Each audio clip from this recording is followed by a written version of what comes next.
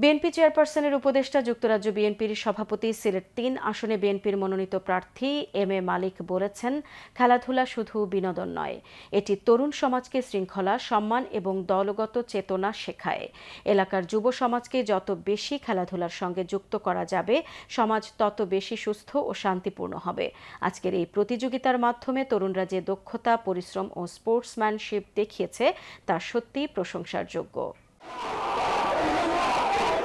ফেঞ্চুগঞ্জের Manikkona school and college মাঠে মানিককোনা যুব সমাজ আয়োজিত শহীদ জিয়া স্মৃতি ফুটবল টুর্নামেন্টের ফাইনাল খেলা শেষে পুরস্কার বিতরণী অনুষ্ঠানে প্রধান অতিথির বক্তব্যে তিনি এসব কথা বলেন।